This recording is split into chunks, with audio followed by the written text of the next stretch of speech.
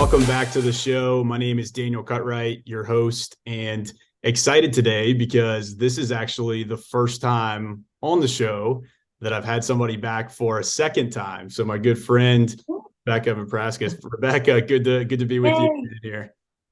awesome. Thanks for having me back. I feel so special. No, this is going to be great, and thank you for joining. And I'll give a little background to the audience here before we jump in as well. And for the people that didn't listen to our first episode, but Rebekah is a licensed professional counselor. Make sure I get that piece right there. Also, an MBA from Georgia Tech, so experience on the business side of things.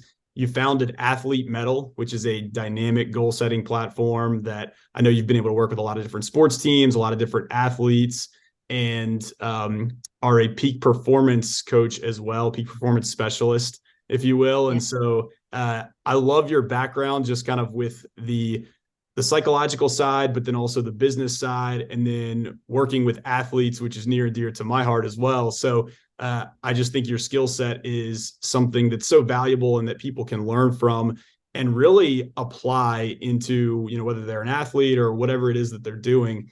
I think, the last episode that we did, we kind of got high level on a lot of things. And today I'm excited because I think we're going to drill in a little bit more kind of narrowed focus.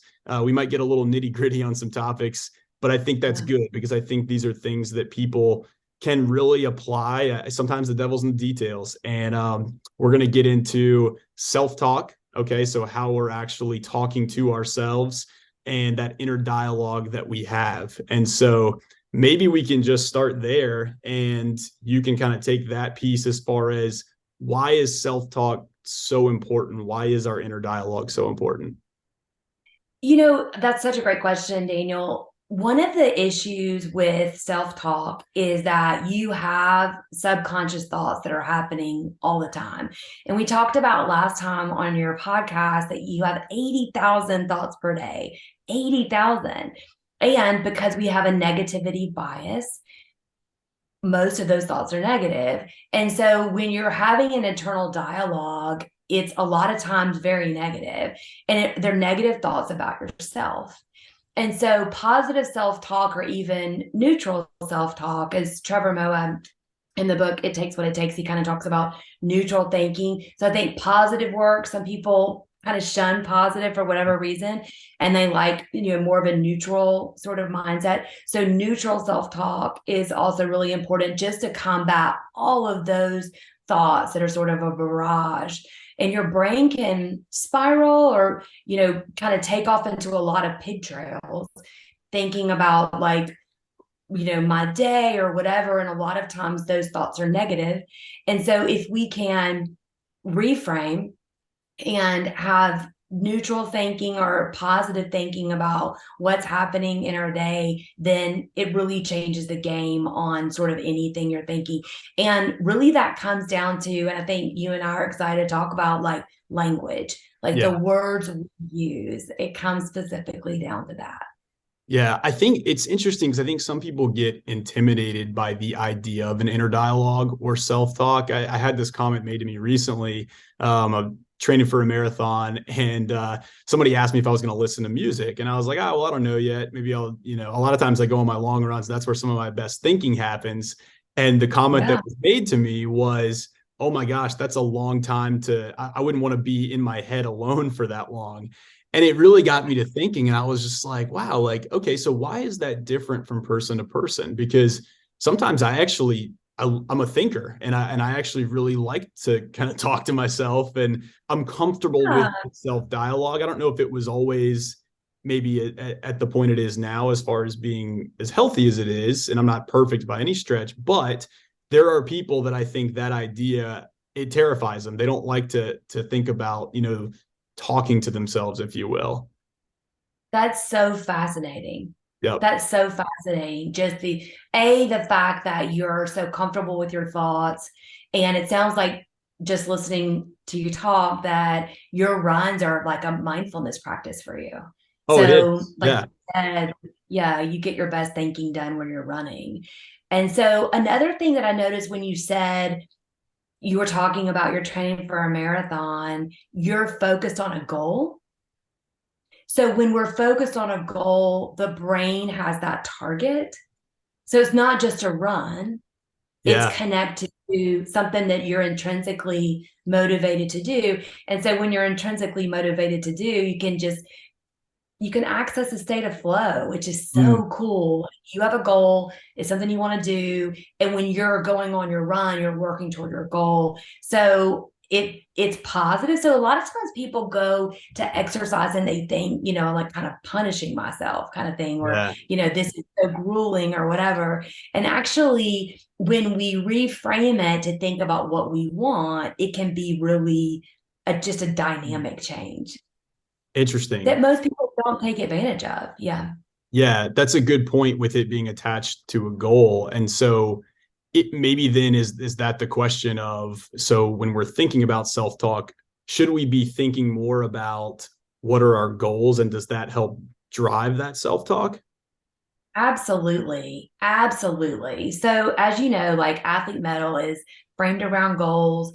And if we know what our long term goals, our short term goals, and our daily goals are, then it kind of it helps us relax, Daniel. And I'll tell you why. Because when we do have goals and they're not tangibly written down anywhere, it's stressful. Yeah. Because if you think about it, they're kind of like all sort of flying around in your mind. Like, I need to do this, or I want to do that, or I ought to do this. And so it's hard to feel relaxed when you have kind of a lot of sort of dangling participles that you're thinking, I should do these things. And so when they're written down, it helps you relax because you can focus. And then when we focus on what our daily goals are, then you can hit some of those short and long-term goals that are stressful if you don't sort of have a regimen that's helping you take baby steps to get there, which is a huge relief and takes a lot of stress off. It really does.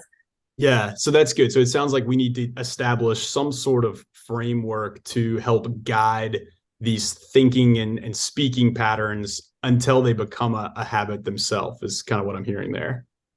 Absolutely. And it's, I'm a clinician and I'm working all the time on this. And I I think it's interesting because I catch myself and have to restate things. I'll be talking to someone and say, let's start with the first one, like in terms of language, the first language piece that I want us to talk about, maybe laying down some words and picking up some other words just to help us get into our goals a little bit better. So I wasn't going to start with this one.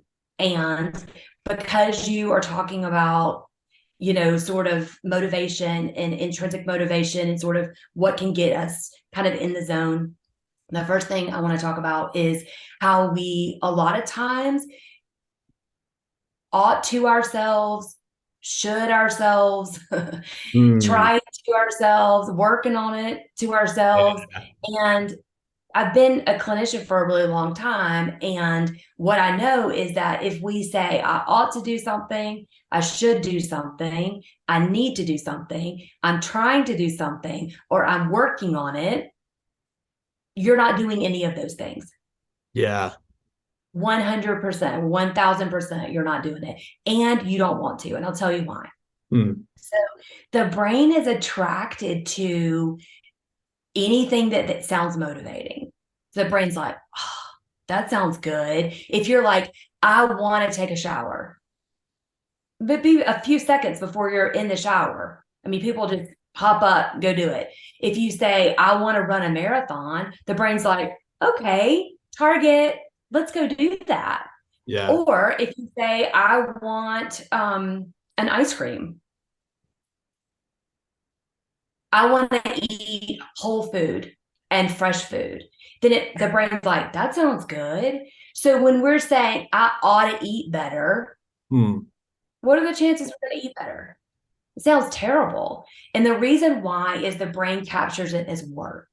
So anything the brain captures as work, it rejects. And really, it is just completely repels the idea of work. And that is from thousands and thousands of years of anthropology. Just anthropologically, we reject work.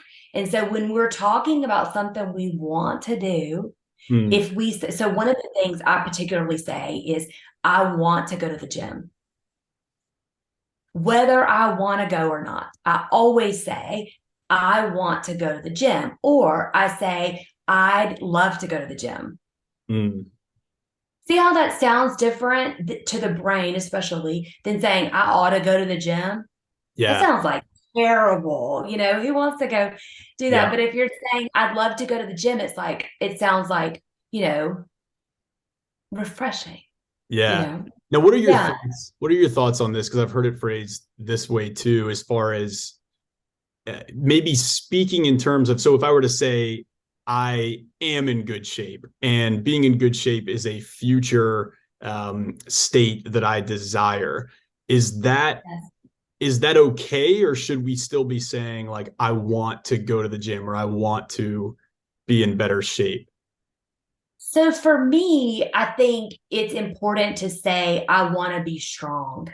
Yeah. I'm grateful for my strong body. I'm grateful for my muscles. I'm grateful for the ability to go to the gym. I mean, a lot of that's a luxury and a privilege, and a lot of people don't have that privilege. So just to for whatever reason, or a lot of times we target one part of our body, and we say, I wish my legs looked different. I wish my stomach looked different. I wish my arms looked different. And instead of saying, I'm grateful for my strong core. I'm grateful for my strong legs that can take me to the gym. It's like, how are we thinking about this thing that we want to improve? We talk about this thing we want to improve like crap a lot of times. Yeah. So, how do we motivate ourselves and also give a lot of respect to our bodies? So, if we say, I like, if we are wanting to be in shape, saying, I am strong, and because we have to say things to ourselves that are believable. If we're saying I am in shape when we know it's something we need to work toward, or we know that's going to be something that we have to sort of attract to ourselves, saying that I am strong, and then also putting the work in a good light That's is yeah. the way we're going to attract it. How do you attract it? Like when you're training for a marathon, how do you think about your runs? Yeah. So I know you asked about marathon, but this is an example that came to me because it's just, I always think about this as when I first started to really recognize self-talk for what it was. But when I was in college, my junior year, so I was a steeplechase guy in college. So for those people listening, that's a just under 2 mile race where you jump hurdles, which sounds like torture to most people I know.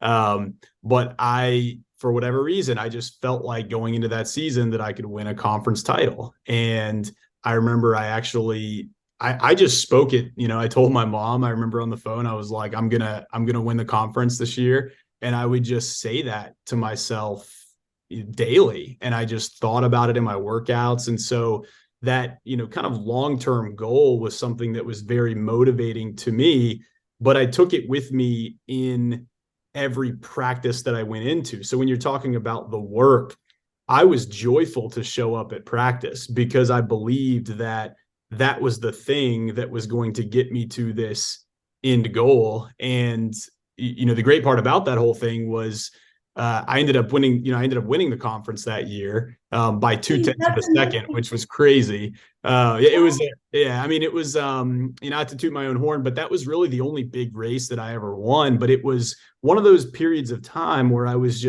so dialed in to Focus. it. I was very focused on it. It was all I thought about. I never spoke poorly of my training. I mean, and I see this with athletes today too. Like even when I had a bad workout, I came to the realization, I was like, we're going to have those bad workouts from time to time, but it's still a step in the process. Like something got Yes. better during that.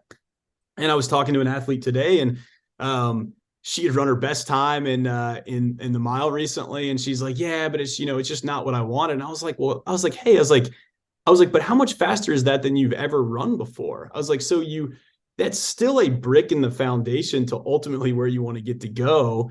And you have to take something positive from each step along the way to continue encouraging yourself, right? And so that was, yeah, so that was what I just really learned that through that experience. And it's why I love this topic. So I know that wasn't the marathon, but that was just I felt like that I story love that. I well. love that. Just having that. So for me, 97 days ago, I saw a coach who's a friend of me and my husband's at the gym, and he he and I were talking about some of this stuff. I mean, just it's so interesting. And I feel like I could research the topic for the rest of my life. Like I just love it so much. And so when I was leaving, he said, "Hey, how often are you here?" And I didn't like the way it made me feel when he asked me that question. And I was like, you know what? The next time I have this conversation, and I may never have this conversation with anybody again, Mm. I'm going to feel so proud of my answer. That was 97 days ago. I've been in the gym for 97 days. And what you just said that reminded me of that is that what I've noticed is, like you said, every workout's not great. Every workout, some day, one day I remember both of my kids were diagnosed with the flu, Mm. and I still went to the gym. Yeah. And like you can find so many excuses not to move the needle, and moving the needle moves the needle in so many other areas. Mm. And what I really noticed is that when it's like eating, our goals are like eating, and the work toward our goals or the progress toward our goals are like eating. Some meals are good, some meals are amazing, some meals are terrible or just okay. And it's just about continuing to fuel ourselves. And so I love that. I love that motivation that you gave the athlete, because it's really important to celebrate little wins. If we're not celebrating little wins, we have a very difficult time Yeah. continuing to progress.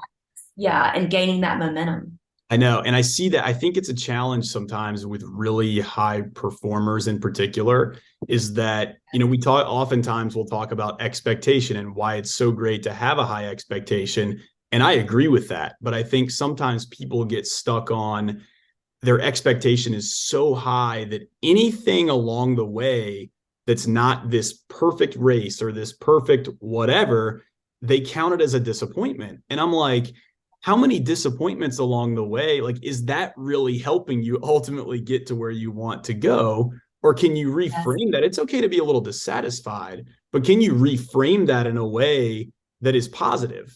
And your Right. body, I would imagine, reacts, at least from my experience, reacts much better to the positive things that you can find out of that. Absolutely. And I was talking to a track athlete recently who was talking about the event that he's not good at. Mm. And so I just said, let me ask you something. Is that a fixed mindset or a growth mindset? So Carol Dweck from Stanford, wrote a whole book on growth mindset. It's really simple. Like Yeah. if we're using a ceiling over this event that I'm not good at, how are we going to get good at it again? Mm. How's that going to work? How can we think about it differently if we're thinking about it? Or how can we perform differently if we're thinking, I'm not good at this? Yeah. So he was like, oh, wow. And he had one bad event, and then we're all of a sudden we capture ourselves as not good at something. And that's just not true. That's just not true. I was talking to my children today about that idea too, because they're athletes, and they were saying, I'm not talented in this area. Like talent is a misnomer. Mm. It's a complete misnomer. Like work is, a lot of talent can be wasted. Work is never wasted, ever, especially on a skill, any skill. Yeah. And that's where I've heard this cliche before, but you're going after progression, not perfection. And Right. I think that's the piece that people miss, is that's the work. The work is about progress. Some days you might not feel like you're making much progress, but can you find the area that you did inch forward, that something that you did got you better? And that's where, I would look at the bad workouts and I'm like, well, I still put in a strong cardiovascular effort today. So this is still something that's going in the bank towards actually what I want. And I think so just being able to step back and think about what we're doing a little differently. Right. And for me, a big, huge part of this is like a really strong gratitude practice. And so I know we talked about gratitude before. I don't think it can be overstated, because gratitude helps us notice all the little things. And in terms of what you're saying right now, all the little pieces of progress that are so easily overlooked, and a good workout or like making it to the gym, so that we can kind of continue to build on that. Yeah.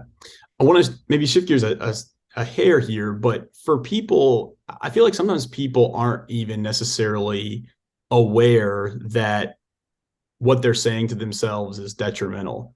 How do Yes. we start there, and how do people recognize and take inventory that maybe their self-talk, like, because I listen to people talk sometimes and I'm like, if you just understood that one piece, I firmly believe your life would radically change as far as what you're saying to yourself. Yes, you're absolutely right. So the interesting thing to me with language is that we basically are all doing it wrong in terms of attracting what we want. For example, like I've really laid down the word crazy. So just a colloquial expression all the time or often, people use the word crazy. And sometimes things can feel really full, rushed, busy. And I think busy's overused as well, because a lot Totally. of times we're doing the things that we want to be doing, you know? And so if you think about being really specific with your language and laying down words that don't work, Mm, um, it's interesting because if you're saying, so one of the big ones, huge ones, is the word but. And we use it all the time. And it's a pretty negative word if you think about it. yeah. Um, because when we're saying, I love, spending this time with you right now, Daniel, but, and we could put anything behind that to make it sound great, and it will never sound great. Mm, So the word but is pretty useless. And so the word and is such a wonderful way to sort of encapsulate everything. And if we're focused on our language, I think the way we focus on it is to listen and to speak mindfully, you know. And we don't really talk about the fact that the word crazy might not be a word we want to attract in our lives. yeah. Might I heard, not. I heard somebody say this one time too, and this always stuck with me, but they said, after everything that you say, insert because that's the way that I want it at the end of it. Oh yeah, And then yeah. see if you would still say it. And so to me, I remember when I heard that, I was just like, because people, what's the one that you hear all the time? People wake up and, oh, today's gonna suck, or today's gonna Right. suck. And it's like, well, do you want that? Well, no, Right. I What are don't. you attracting to yourself? So is the when we say these things, is it just a matter of we're programming our subconscious and then those things are going to happen? Is that in essence what's happening here? I think it's like you're absolutely programming your subconscious, and it's like anything we do Yeah. that's a skill. It takes practice, it takes noticing. And so a lot of times with our internal dialogue, we wake up in the morning and we think, I didn't sleep long enough. I don't have enough money in my account. I don't have enough time today. And it's all really, really, really, really negative. And Yeah. so the ways we combat that is slowing our brains down. And the way we do that is through meditation. And so these are things that aren't that sexy: meditation, working out, and it's things that people feel like, yeah, I don't really want to do that. And they make the biggest difference in your life. A Mm, gratitude practice makes the biggest difference in your life. And finding ways to slow down, sort of that constant, like you said, internal dialogue, that's just sort of like a Napoleon Bonaparte, just like, telling everybody, in terms of in your mind, like what's going on, judging, very negative about you. And it makes you feel bad. Yeah. So practically speaking, when you're working with somebody and you recognize, okay, we got to work on your self-talk here a little bit. How do you maybe get them started? Like, is it something that's pretty easy where you say, hey, let's try this first thing in the morning? Or what does that look like when you're coaching somebody in this area? So the first thing I recommend, so what's actually recommended in terms of when to meditate, the best time to meditate is right when you wake up or the last thing you do before you fall asleep. There's a couple reasons for that. One, neurologically, your brain is most at rest during those times of day. So it's easier to meditate during those times of day. Secondly, your brain's not sort of in the rhythm of the busyness of the day. It makes it harder to meditate, to like stop everything you're doing at noon. Your phone might be buzzing and all these different things. It's hard to sort of build it in. So at the beginning of the day is an amazing time. And it really sets the tone for the day, Daniel. It's really Yeah. amazing. And a gratitude practice on top of that helps so much to just sort of frame your mind. And on top of that, like morning workouts are the best way to fuel yourself the whole day. And not only that, giving you energy for the whole day. And not only that, if you're working out at the end of the day, it's very difficult to sleep and have a healthy sleep pattern. So those are really the things that will tee you off to have a mindset that you're wanting to have that will help you have the most success in life in every single thing you do. In every single thing you do. Do you see people when you're working with them where just kind of their spirit or their demeanor changes in this? Like, can you say, because I feel like when you're around somebody that is generally negative, Yes. you can just kind of feel it. Like, do you see those Yes. changes in people? Yeah. So, I mean, that's a vibration that we all Yeah. feel. We are all kind of entangled Yeah. in vibration. And so it's so interesting when you start to focus your thoughts and sort of focus your direction, how it does change your vibration. It changes how you have more elevated thinking.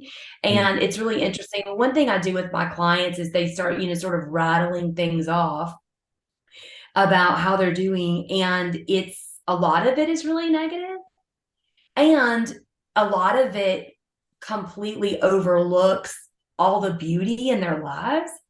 And, we could be going through a really hard time and take a moment to notice, wait a second, there are a lot of gifts here. There's a lot of good stuff here. This is a moment in time I'll, never forget or always remember. Like, it's interesting. You were working toward a goal when you were in college with your track goal, and you remember that, Yeah. and it was hard, and you struggled, and it was something that you really wanted and you really focused on. So it's interesting because when we can quiet our minds, notice what we want, it does create like a lot of, like a kind of a pocket of beauty, Yeah. to be able to really get into the zone. And we call that, accessing the flow state or the state of flow. Yeah, this stuff it is. It's so interesting, and you hear like the law of attraction and all these things, and I know obviously, you talk about goal setting, and it's funny because when I was actually beta testing the Athlete Metal app, which had me put in 3 different short-term goals, one of those came true like pretty quickly afterwards. And even outside of the app, one of the things I started doing probably about 4 years ago is the beginning of every year I write down goals that I have for the year on note cards and keep them on my coffee table. And I'll read through them every morning. And so, verbally written, all these things, you're right. You start to just reframe, I think, the way that your perspective on how you approach each day is really what I think it comes down to. And I think what you're talking about with energy is just, it changes your interactions with other people. It changes your interactions with how you approach the day. And you'll hear, people that apply these things, like they get results. And it's literally, if you want those results, and this is just me speaking from experience, but it's like, if you want those results to show up in your life. Like, you're so right. These are simple things that you can start implementing and working towards. But it's just like, it's such a small tweak that Yes. starts with what we're saying to ourselves. Yes. And it is just about consistency. Yeah. So, it's interesting too. Like, if you can fall in love with the mundane, Mm. if you can do the thing that you don't want to do and tell yourself you want to do it, attract it to yourself, it's amazing what a difference it can make. It's amazing. So I want you to tell me about your short-term goal that you wrote down. Oh yeah. So this story was actually kind of wild. One of the things that I had written down in that app was to meet and get to know Tony Bennett, who is the head basketball coach at the University of Virginia. And the other part of this is about 6 years ago, I had actually cut out, I had gone to this, I was, just out of grad school. I was still pretty broke at the time. And I went to this benefit event for the company I was working for. And they had one of the items up for auction was attend a private practice with UVA basketball and Coach Bennett. And I actually cut out the square from the pamphlet and stuck it to a board. It was on the board for about 6 years. Wrote that goal down. I also, this is the third piece, I had done, one of my friends who I had on this podcast, Kelly Russell, works for Fox Entertainment. She convinced me to do an episode where she interviewed me.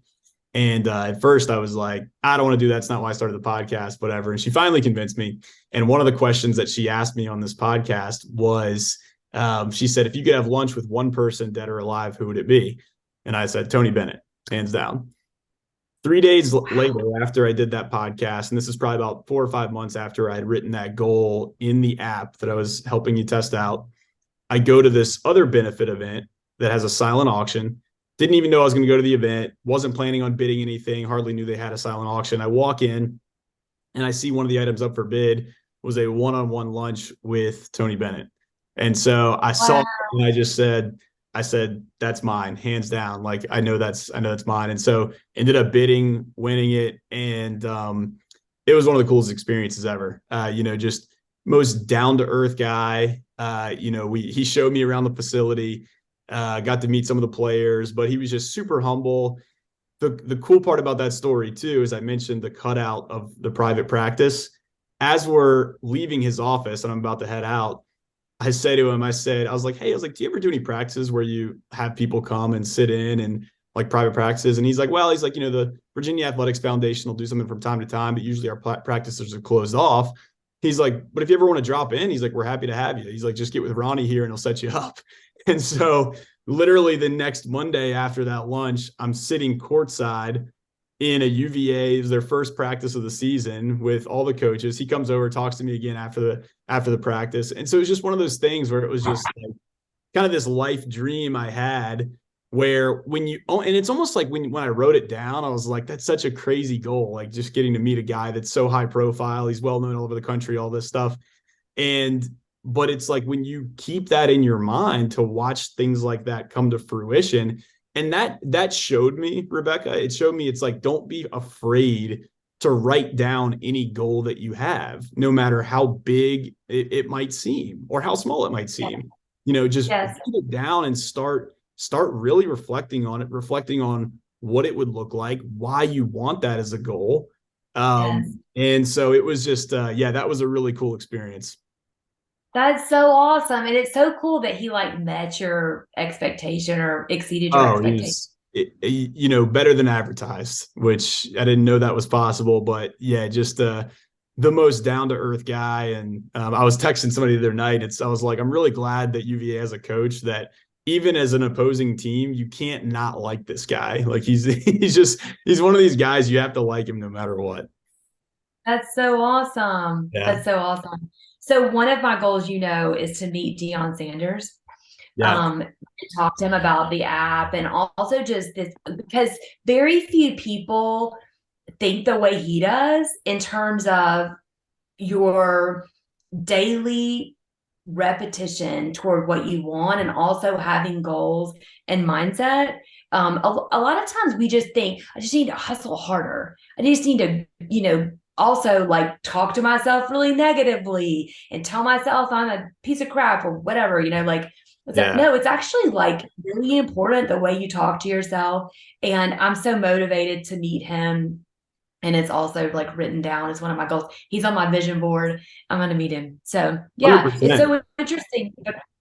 I know. It's so interesting because you can kind of tell, I don't know, it's interesting just in the trajectory of our lives, like the certain dialogue is like it's infectious. It's really amazing and it's really motivating. I think we feed off of it in a really amazing way. That is so true. And you said infectious. I'm like, it is. It's addicting when you start, talking to yourself in this way and you start seeing the results show up. And maybe it doesn't happen the next day, but that's why when you're talking about consistency, that's why that piece is important. Right, right. It's so important. That's And it's so fun. And it really helps you also like not look at things as negatively because it's like I did that, I think it was Mark Twain that said, eat a frog first thing in the morning. It's the worst thing you'll do all day. Have you ever heard that quote? I have. And I love that because it's like get that out of the way and then see how it changes your life. I think that's really amazing. Yeah. This is great. This is awesome. So any other big points that we should, hit on as far as just specifics of how we're talking to ourselves or Yes. So two more things. The first thing is saying that you didn't do well at anything. I mean, you were talking about talking to an athlete and having a negative response about actually a pretty good performance yeah, showing. And so if you are saying if you're speaking to yourself in a way that improves how your subconscious thought is, you can say, I can improve in this area. And I noted that I, performed in this way. And yeah, at least like just being honest and truthful about progress versus, capturing things in a really negative way, which we tend to do. yeah, And so, also like I'll continue to work on this.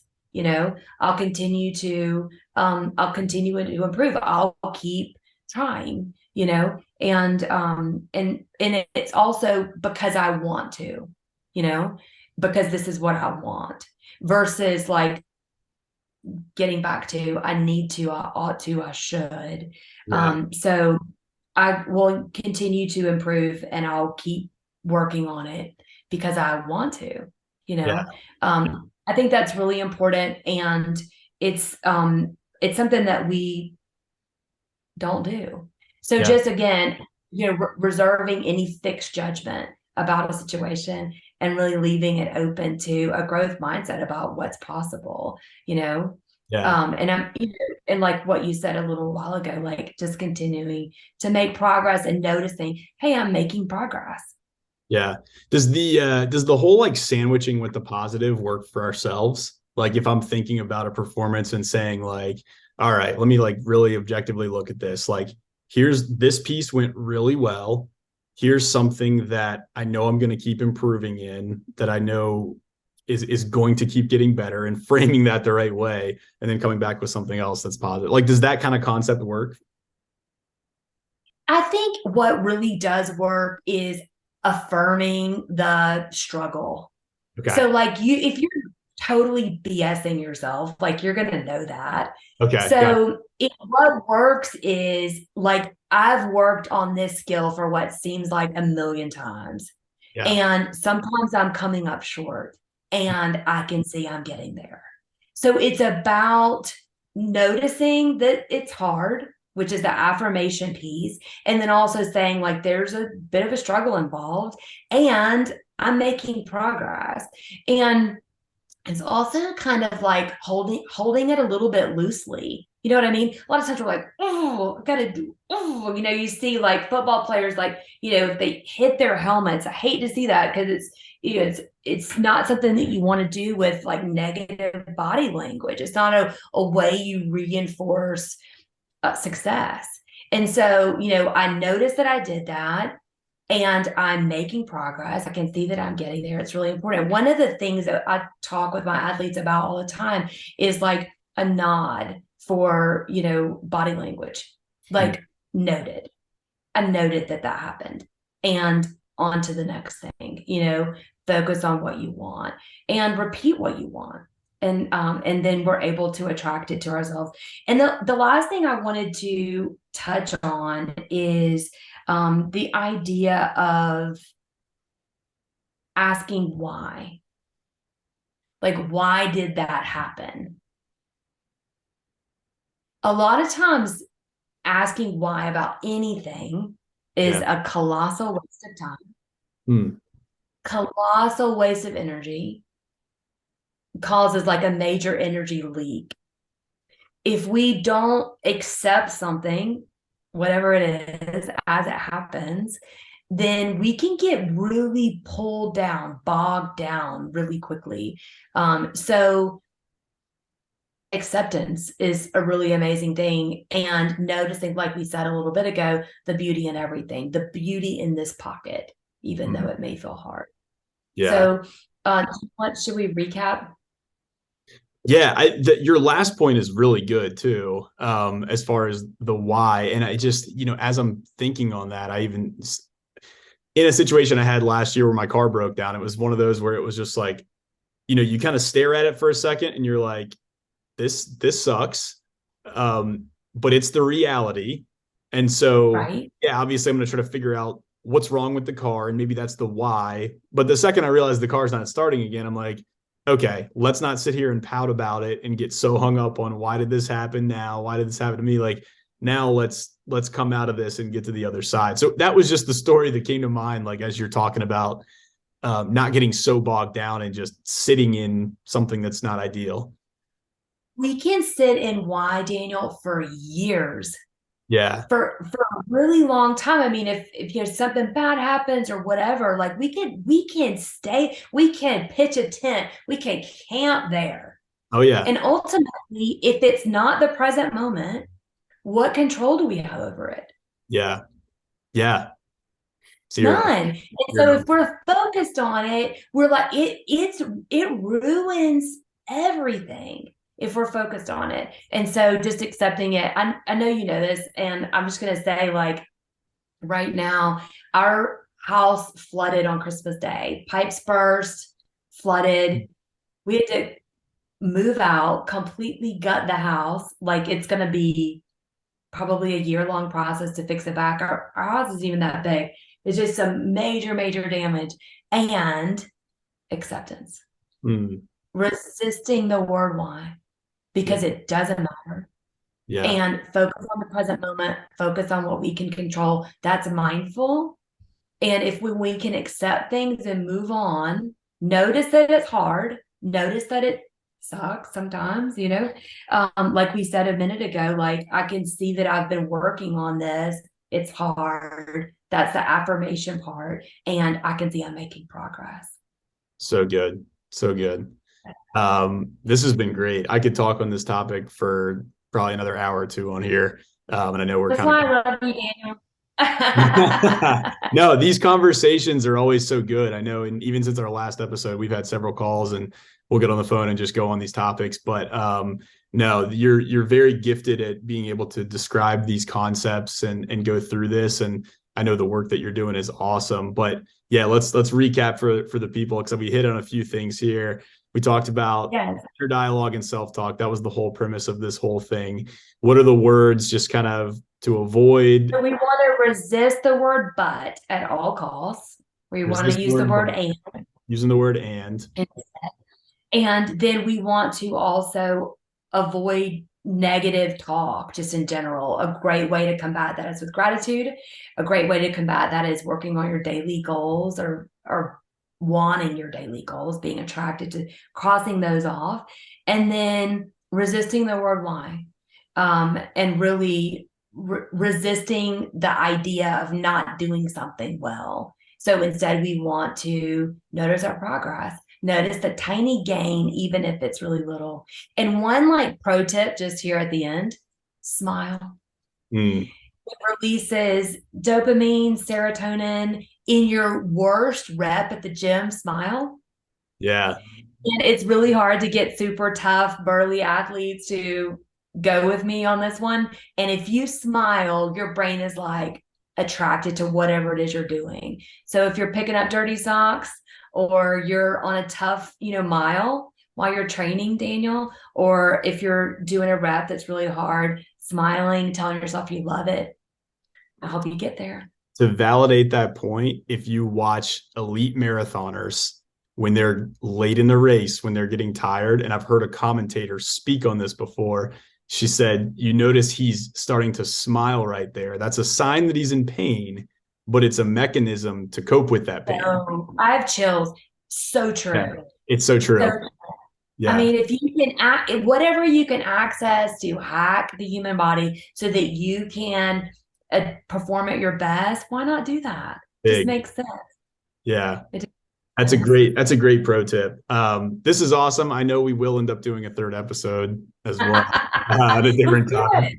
We'll Let's do do it. it. But no, I think people are going to get a lot out of this. And so for the audience listening, it's super helpful if you guys write reviews, and then share the episode. We'll, of course, share this across social media platforms and try to get it out there. But your help is much appreciated on that.